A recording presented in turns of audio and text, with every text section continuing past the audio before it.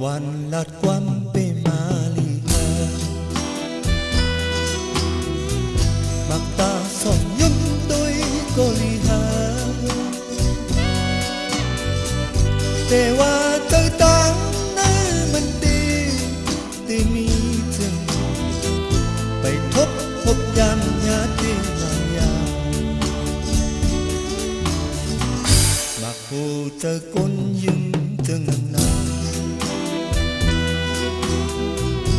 Đi hômอยู่ข้างก็ใจมหาอยู่ก็เลยตกสุขวันเป็นเล่นน้ำยังอำพัดพักกูยังจึงสูพักก่อนไปหึงเสมอจอมก่อนหนึ่งปล่อยเป็ดปีเอา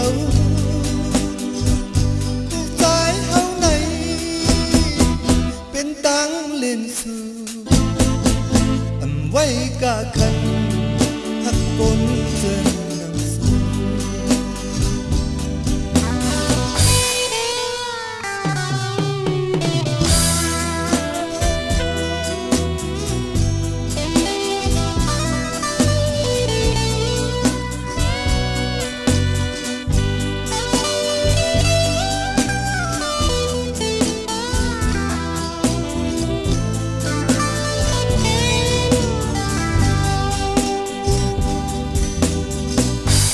Wan lat kwam pe malika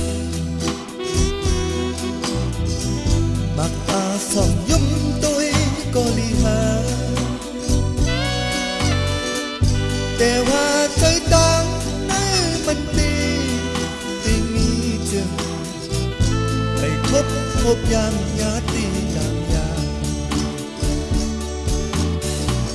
Mak hu tơ con yung chừng nam ta Đi hômอยู่ข้างก็ใจมหาอยู่ก็เลยตกสุขความเป็นเล่นน้ำยืน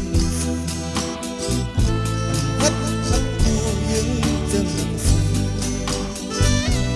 พักก่อนหนึ่งไปหึงเสมอจอมก่อนหนึ่งปล่อยเป็ดปีเขา